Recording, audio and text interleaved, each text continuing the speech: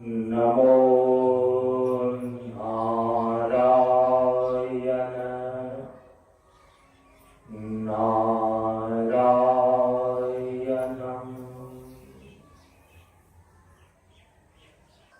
श्री गुरुचरण स्पर्श अनुभूति।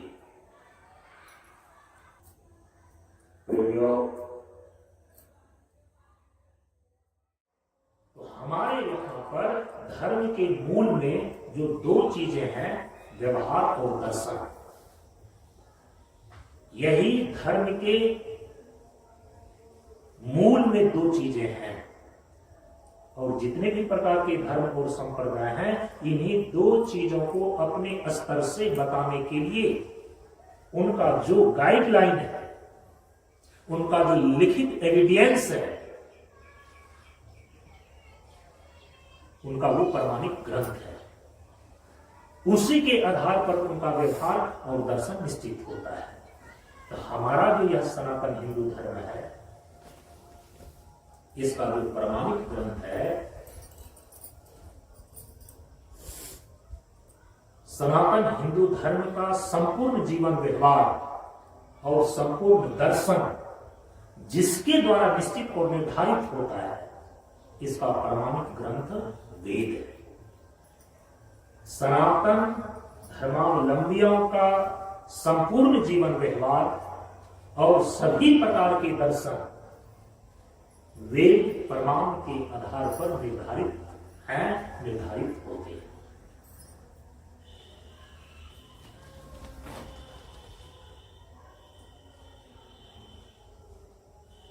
हम क्या करें क्या ना करें, इसका दिशा निर्देश करने वाला जो मूल ग्रंथ है वो वेद है। इसीलिए वेदानुशासन में सबसे पहले जीवन व्यवहार के लिए यही निर्देश किया गया कि सत्यम वद धर्मम चर, सत्य बोलो, धर्म पर चलो।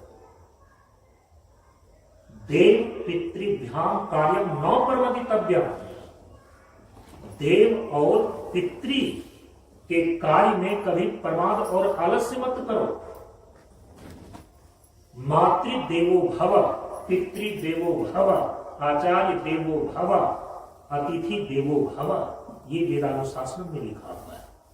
हमारे जीवन का सभी व्यवहार वेद के द्वारा निश्चित होते हैं। और हमारे यहां के सभी दार्शनिक मीमांसाएं, तात्विक मीमांसाएं, तत्व का विचार वेद प्रमाण के आधार पर होता है। दर्शन के रूप में जो भारतीय विचारधारा के अंदर 6 दर्शन प्रतिष्ठित हैं, जिसको सद दर्शन बोलते हैं, वे सद दर्शन वैदिक दर्शन माने गए हैं। समझ रहे हैं इस चीज को? वैदिक दर्शन कहा जाता है सद दर्शन को। और सद दर्शन में 6 दर्शनों में कौन कौन दर्शन है? पहला पूर्व मीमांसा दर्शन, जो जीवन और सृष्टि का तत्व विचार करता है, उसमें सबसे पहला है पूर्व मीमांसा दर्शन। दूसरा है वैशेषिक दर्शन, तीसरा है न्याय दर्शन, चौथा है सांख्य दर्शन, पांचवा है योग दर्शन और छठा है वेदांत दर्शन। इन 6 दर्शनों को हम वैदिक दर्शन बोलते हैं। क्यों बोलते हैं वैदिक दर्शन? क्योंकि वेद प्रमाण के आधार पर हमारे तत्वदर्शी महर्षियों ने जो तत्व विचार किया है, हम उसको बोलते हैं वैदिक सद दर्शन। हमारे यहां का जो दर्शन है, वो दर्शन भी उसका मूल आधार वेद ही है।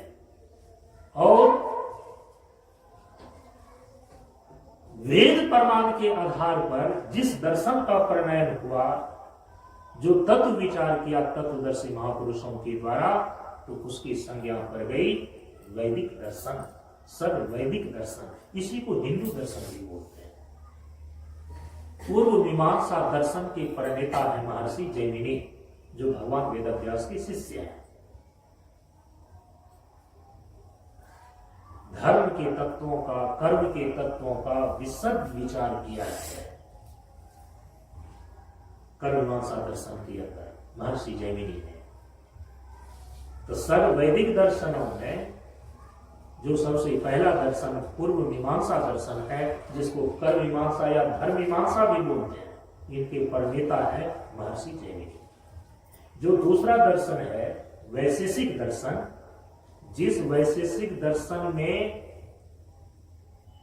जगत के पदार्थों का विश्लेषण किया गया है, विचार किया गया है, हम उसको बोलते हैं वैशेषिक दर्शन। वैशेषिक दर्शन के प्रणेता ऋषि हैं महर्षि कणाद। जो तीसरा दर्शन है न्याय दर्शन, जिस न्याय दर्शन में प्रमाण मीमांसा की गई है, प्रमाण की व्यवस्था की गई है कि जो तत्व का ज्ञान प्राप्त करना है, चाहे वह स्थूल तत्व हो चाहे सूक्ष्म तत्व हो, तो ज्ञान को प्राप्त करने की जो साधन है ना, शास्त्र की भाषा में उसको बोलते हैं प्रमाण। तो प्रमाण की व्यवस्था, उस प्रमाण को निश्चय करने वाले, प्रमाण तत्व का विचार करने वाले जो तत्वदर्शी महापुरुष हुए, उनका नाम है महर्षि गौतम। और महर्षि गौतम के द्वारा ही न्याय दर्शन का प्रणयन किया गया है। न्याय दर्शन के प्रणेता ऋषि हैं महर्षि गौतम। चौथा है सांख्य दर्शन, जिस सांख्य दर्शन में प्रकृति और पुरुष तत्व का विचार किया गया है कि जीवन के दो ही मौलिक अनादि तत्व हैं, एक है प्रकृति और दूसरा है पुरुष चेतन आत्मा।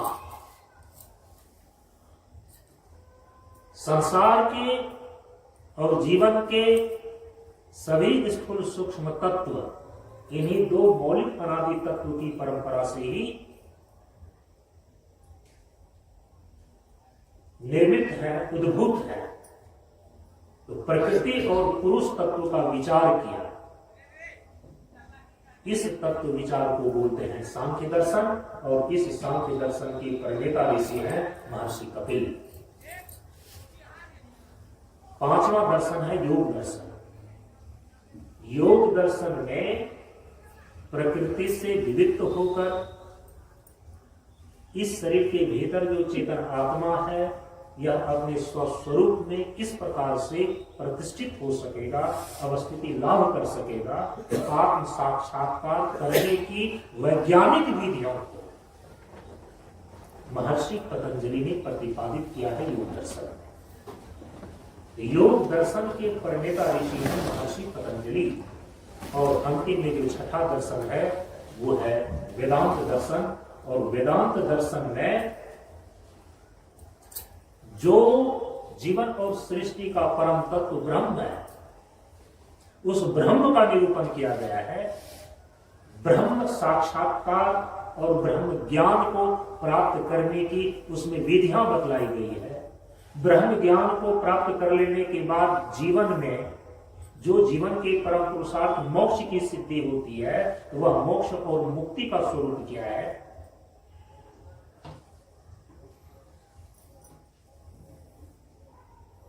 सद्य मुक्ति और विदेह मुक्ति,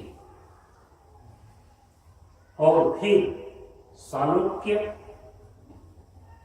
सामीप्य, सारूप्य और सायुज्य। ये जो क्रमिक मुक्ति है,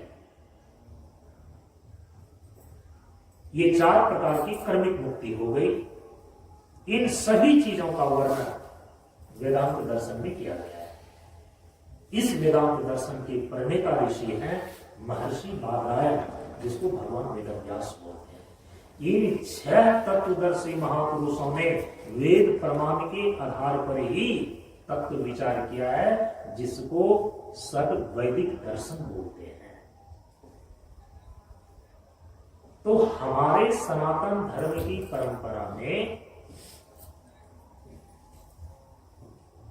जो इसका मूल ग्रंथ वेद है, उसी वेद के आधार पर ही हमारे जीवन के सभी व्यवहार निश्चित होते हैं, उसके विषय में वही प्रमाण है। और हमारे यहाँ जितने भी तात्विक मीमांसा है, जितने भी दार्शनिक सिद्धांत है, उनका भी मूल आधार वेद ही है।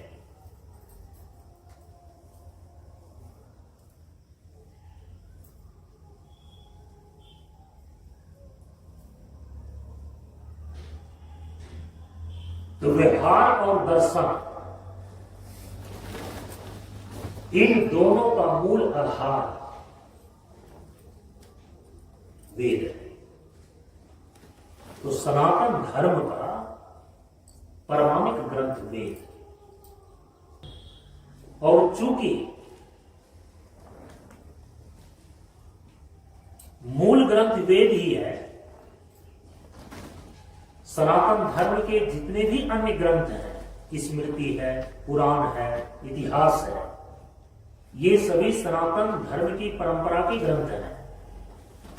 मूल में तो श्रुति अथवा वेद है। सनातन धर्म का मूल ग्रंथ, प्राथमिक ग्रंथ तो श्रुति है, उसी को वेद बोलते हैं। उसके अलावे, उसके अतिरिक्त सनातन धर्म की परंपरा में जो ग्रंथ है, द्वितीय स्थान पर आते हैं स्मृति ग्रंथ,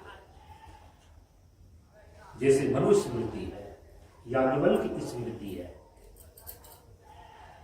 पराशर स्मृति है। ये सारे जो स्मृति ग्रंथ हैं, ये श्रुति के बाद दूसरे स्थान पर आते हैं। श्रुति स्मृति पुराणम तीसरे स्थान पर आता है पुराण, जो भगवान वेदव्यास ने वैदिक सिद्धांतों को ही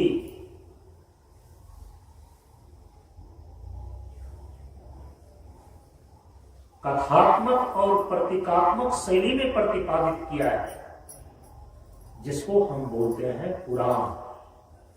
परम पुरातन पुरुष परमात्मा, जिसका निरूपण वेद ने किया है, उसी को साहित्यिक भाषा में लालित्यपूर्ण तरीके से प्रतीकात्मक और कथात्मक शैली में भगवान वेदव्यास ने लिखा, जिसको कहा गया पुराण।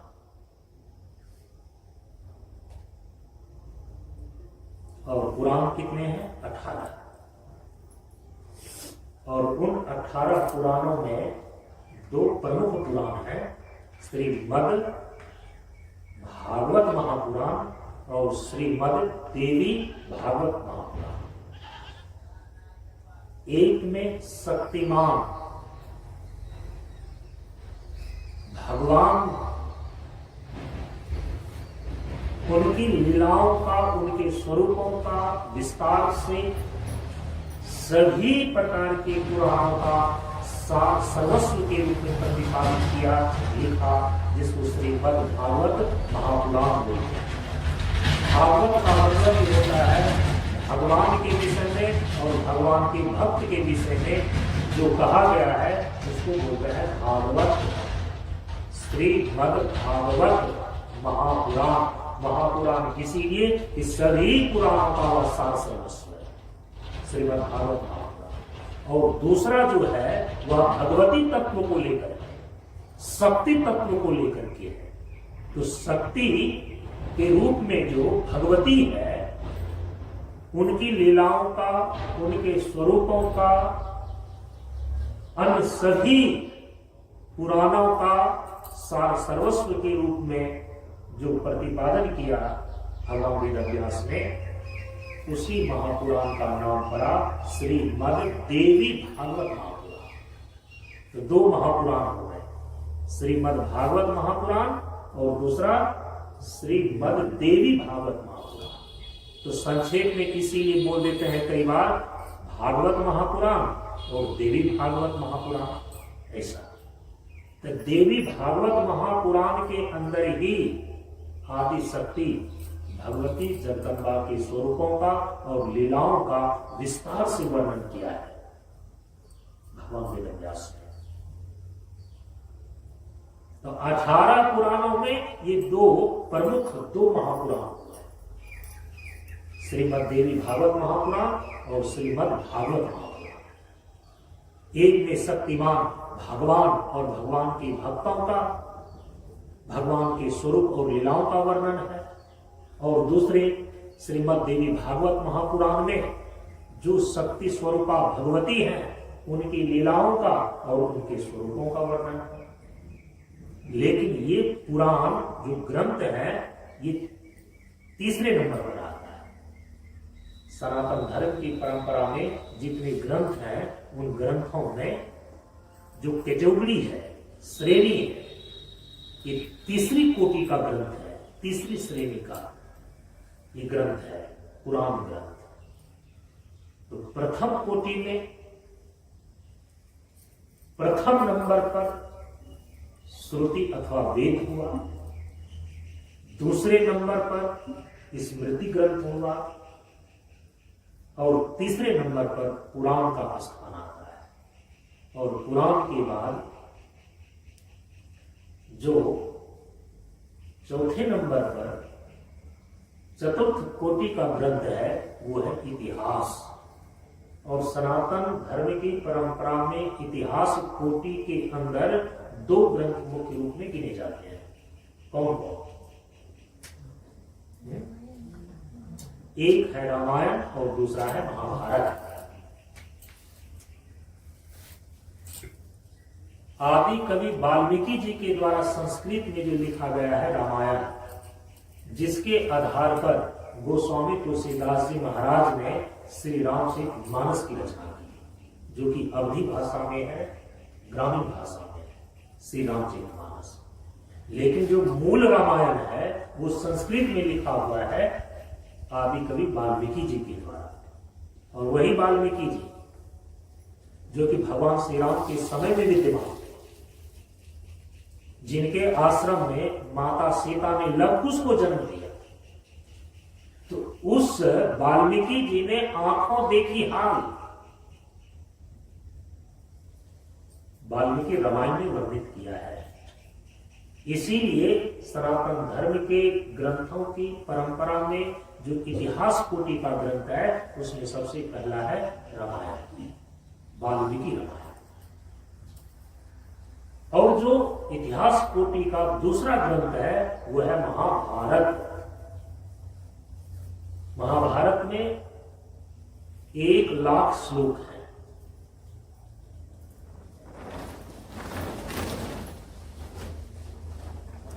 भगवान वेदव्यास जी के द्वारा पंचम वेद के रूप में महाभारत ग्रंथ की रचना की गई।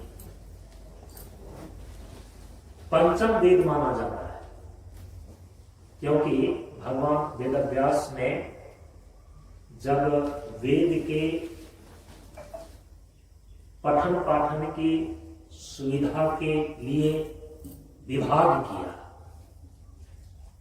प्रचार प्रसार की दृष्टिकोण से, पठन पाठन और स्वाध्याय के दृष्टिकोण से जब वेद का विभाग किया भगवान वेदव्यास ने, क्योंकि ऋषि के रूप में तो महर्षि बादरायण थे, बद्री वन में निवास करने के कारण से उनका नाम बादरायण पड़ गया था, जो बद्री का आश्रम आज भी हिमालय के उत्तराखंड में स्थित है।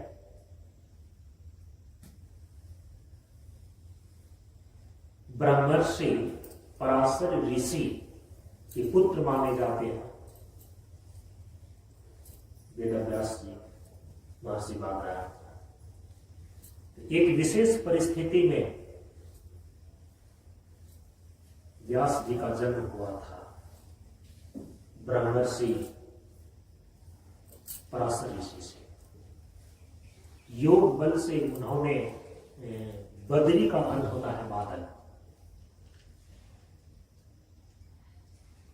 चारों तरफ अपने योग बल से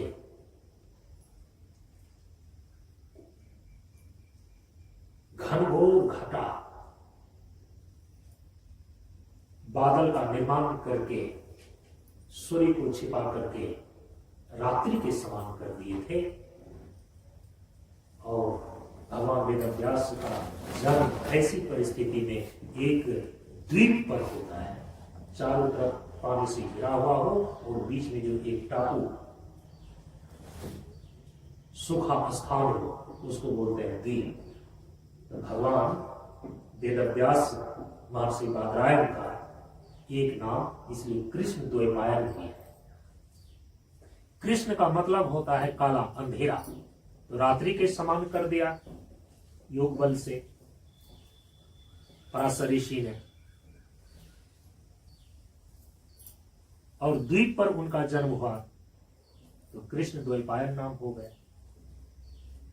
बद्री और घटा के कारण से सूर्य को छिपा करके रात्रि किया गया था, तो उस बद्री बादल के कारण से सूर्य छिपा करके रात्रि की गई थी, इसलिए उनका एक नाम बादरायण भी पड़ा।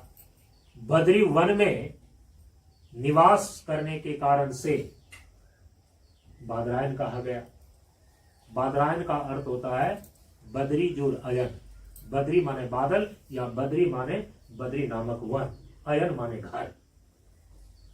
बद्री ही जिनका घर हो उनको बोलते हैं बादरायण। तो महर्षि बादरायण भगवान वेदव्यास ने जब वेदों का विभाग किया, वेद के 4 भाग बनाए, ऋग्वेद, यजुर्वेद, सामवेद और अथर्ववेद। और उसी भगवान वेदव्यास जी के द्वारा पंचम वेद के रूप में इतिहास कोटि का एक ग्रंथ लिखा गया, जिसका नाम पड़ा महाभारत। तो महाभारत ग्रंथ जो है ना, सनातन धर्म की परंपरा में ये पंचम वेद के रूप में प्रतिष्ठित है। अच्छा, पंचम वेद इसको क्यों कहा गया, इसको मैं स्पष्ट करके अपनी वाणी को विराम देता हूं। वेद के मंत्र इतने उत्कृष्ट संस्कृत भाषा में है, सामान्य संस्कृत भाषा में नहीं है, इसीलिए वेद के मंत्र को देववाणी कहा गया है। इतने उत्कृष्ट संस्कृत भाषा में है कि सामान्य लोगों के प्रज्ञा और मेधा की वश की बात नहीं है, इसलिए आचार्य परंपरा से ही हम उसको समझ सकते हैं। तो हमारे आचार्यों ने, हमारे ऋषियों ने, महापुरुषों ने, चूंकि हमारे जीवन व्यवहार और दर्शन का मूल तो वेद ही है, उनको समझे बिना न तो जीवन का सही व्यवहार हो सकता है, न तो जीवन में सही दर्शन स्थापित हो सकता है, तत्व विचार स्थापित हो सकता है। तो इसीलिए वेद को समझाना, वेद का प्रचार करना, उसके लिए तो भगवान वेदव्यास ने पुराणों की रचना की। लेकिन फिर भी उनको ऐसा लगा कि जो वेद का भाष्य होना चाहिए,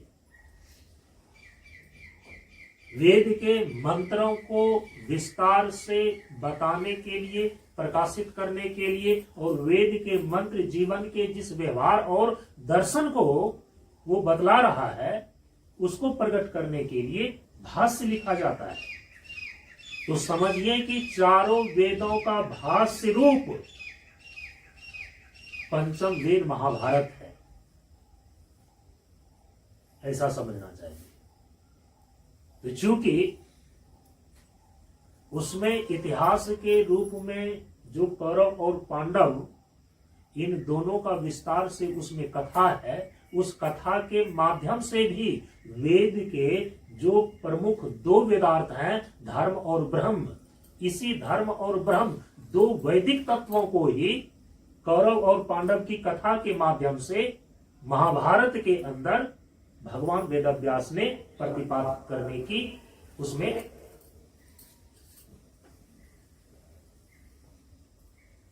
उसका प्रतिपादन किया है। ये तो नहीं कहते कि प्रतिपादन करने की चेष्टा किया है, वो तो सामान्य व्यक्ति करते हैं। जिस भगवान वेदव्यास के लिए हम लोग जब उनको प्रणाम निवेदित करते हैं तो उनकी स्तुति पढ़ते हैं, क्या, नमोस्तुते व्यास विशाल बुद्धि, जिनकी बुद्धि इतनी विशाल है व्यासस्य उच्छिष्टम सर्वम, ऐसा कहा गया कि दुनिया में कोई भी ऐसी चीज नहीं है जो भगवान वेदव्यास के द्वारा न कही गई हो। इसीलिए जो कुछ भी अभी कहा जा रहा है, किसी के द्वारा भी कहा जा रहा है, वो व्यास का उच्छिष्ट माना जाता है, मतलब उनका जो छाया हुआ है। जो उन्होंने एक बार कह दिया, अब उसी को दोबारा जो कह रहा है वो भगवान वेदव्यास का जुटाया हुआ ही तो माना जाएगा, उच्छिष्ट। भोजन जो आपने खा लिया और जो छूट गया, उस जूठे भोजन को आप उच्छिष्ट बोलते हैं ना, तो उच्छिष्ट का मतलब होता है कि जो पहले कह दिया गया भगवान वेदव्यास के द्वारा। हम जो कहने वाले हैं कई बार उन्हीं को ये पता नहीं होता है, ये बातें पहले ही पुराणों में कह दी गई है। कई बार दूसरे के मुख से सुनकर के आप बोलते हैं, कई बार जो है कि कहीं दूसरे के किताबों में पढ़ करके आप बोलते हैं, लेकिन उस किताबों में लिखने वाले यदि इतना ईमानदार न हो कि वो बातें उन्होंने कहां से लिखी है उसका उन्होंने जिक्र ही नहीं किया, तो आप तो समझते हैं कि अमुक आदमी ने किताब में पहली बार बताया है। वो पहली बार नहीं बताया है, ये दावा है कि व्यासस्य उच्छिष्टम सर्वम। जो भी ज्ञान की बातें कही जा रही है, जो भी कथा कहानी कही जा रही है, जो भी व्यवहार की बातें बताई जा रही है, चाहे वह अर्थ से संबंधित हो, चाहे वह काम से संबंधित हो, चाहे वह धर्म से संबंधित हो, चाहे वह मोक्ष से संबंधित हो, सर्वम व्यासस्य उच्छिष्टम। ये सब कुछ पहले भगवान वेदव्यास के द्वारा कह दिया गया है, प्रतिपादित कर दिया गया है पुराणों में, ब्रह्मसूत्र दर्शनों में, महाभारत जैसे पंचम वेद में सब कुछ कर दिया गया है। कहने वाले को ही ये पता नहीं होता है कि ये बातें मूल में भगवान वेदव्यास ने इस ग्रंथ में लिख दिया है। व्यासस्य उच्छिष्टम सर्वम, संपूर्ण ब्रह्मांड में जो भी घटनाएं घट सकती है, संपूर्ण ब्रह्मांड की सभ्यता का इतिहास भगवान वेदव्यास ने अपने पुराणों में वर्णित कर दिया है। समझ रहे इस चीज को? ऐसी ऐसी कहानियां, ऐसी ऐसी आख्यायिकाएं आपको पुराणों में, महाभारत इत्यादि ग्रंथों में पढ़ने को मिल जाएगी, जिसकी आप कल्पना ही नहीं कर सकते। केवल भारतवर्ष मृत्यु लोक की भूमि की ही कथा नहीं है, देवलोक की कथाओं का वर्णन है, पतालोक की कथाओं का वर्णन है। हर एक लोक कौन पूछे, जो एक ब्रह्मांड के अंदर 14 भुवन होते हैं, 14 लोकों की कथाओं का और उनकी सभ्यताओं का, इतिहास का वर्णन भगवान वेदव्यास ने पुराणों में कर दिया है। इसीलिए व्यासस्य उच्छिष्टम सर्वम, भगवान वेदव्यास के द्वारा ही जुटाया हुआ सब मानना चाहिए, क्योंकि उन्होंने पहले कर दिया है। इसलिए सभी वक्ताओं को और सभी श्रोताओं को ये परिज्ञान होना चाहिए कि जो कुछ भी कहा जा रहा है, इन सारी चीजों को भगवान वेदव्यास ने पहले ही कर दिया है। केवल उसका पता होना चाहिए कि ये बातें इन ग्रंथों में कही गई है।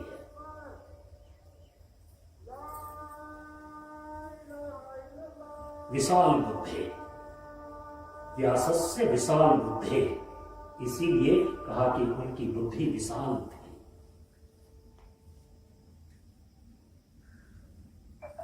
तो कौरव और पांडव की कथाओं के द्वारा महाभारत में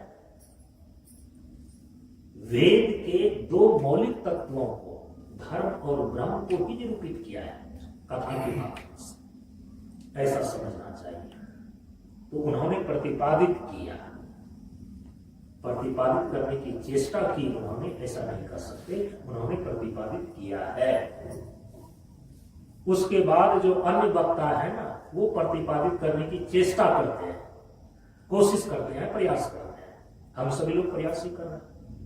इसलिए जो भी वक्ता आज जिस स्थान पर बैठ करके ज्ञान की बात करता है, उपदेश करता है, सनातन धर्म की परंपरा में उस जगह को व्यासपीठ कहा जाता है।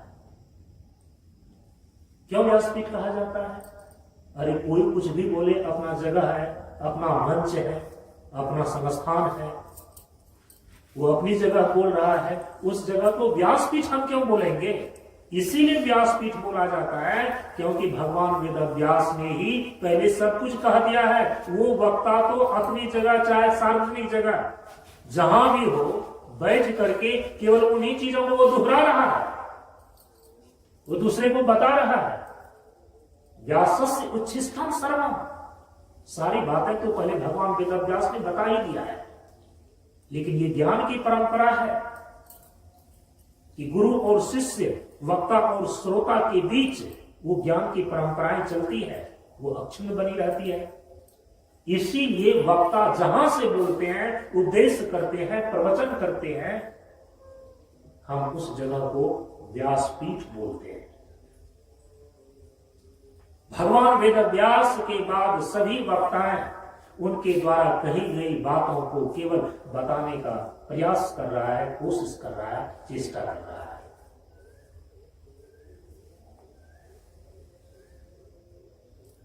इसीलिए इतिहास कोटि के अंदर जो द्वितीय ग्रंथ है महाभारत, वो महाभारत पंचम वेद के रूप में प्रतिष्ठित है। और पंचम वेद कहने का तात्पर्य है कि जिस भगवान वेदव्यास ने श्रुति अथवा वेद को प्रचार प्रसार की दृष्टिकोण से उनका विभाग किया, जिसके कारण से महर्षि बादरायण का नाम वेदव्यास पड़ा। वेद व्यास का मतलब होता है वेद का विभाग करने वाले, वेद का विस्तार करने वाले। तो विस्तार करने वाले का मतलब यहां ये नहीं है कि वेद में जो पहले से निश्चित मंत्र थे उसमें और मंत्रों को जोड़ दिया, बढ़ा दिया। तो विस्तार का मतलब वहां पर ये नहीं है। वहां विस्तार का मतलब है वेद को विभाग करने वाले। तो कल मैं बताऊंगा वेद को किस आधार पर भगवान वेदव्यास ने उसको विभाग किया।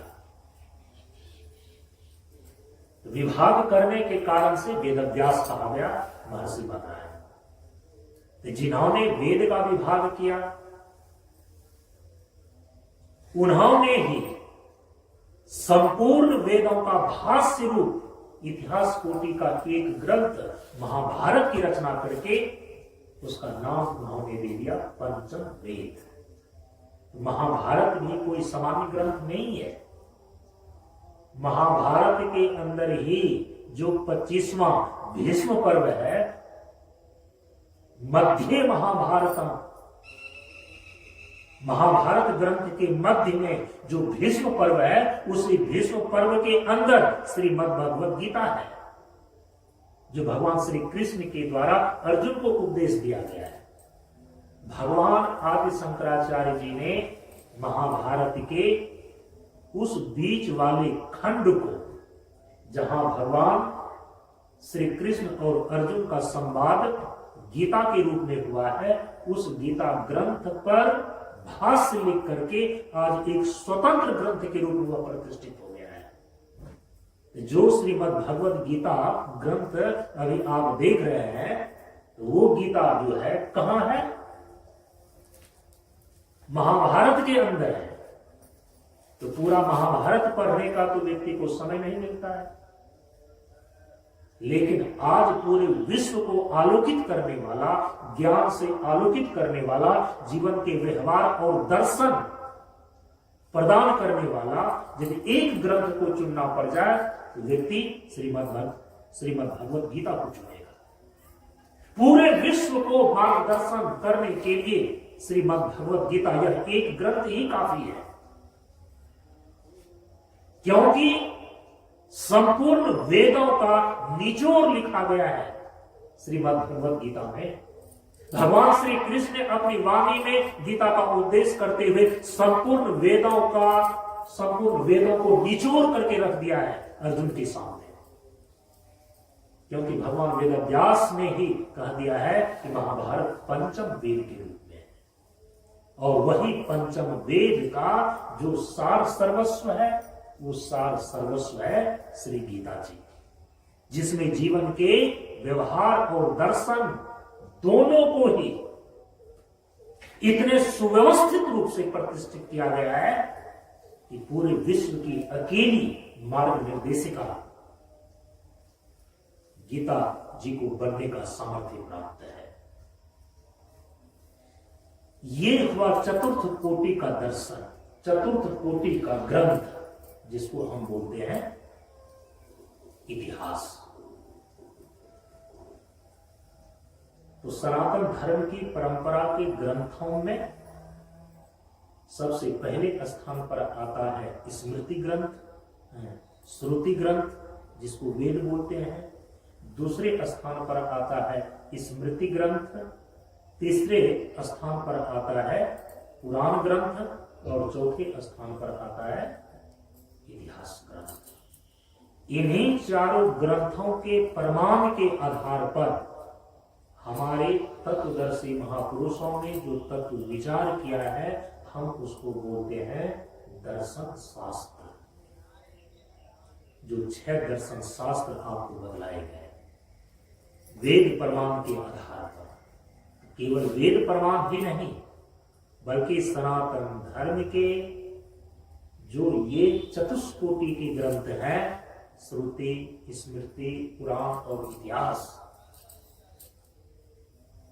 इन सारे चीजों के तथ्यात्मक चीजों को लेकर जो तत्व विचार किया हमारे तत्वदर्शी महापुरुषों ने, हम उसको बोलते हैं दर्शन कोटि का ग्रंथ, दर्शन शास्त्र। तो सनातन धर्म की परंपराओं में ये 5वें नंबर पर आता है दर्शन शास्त्र। ऐसा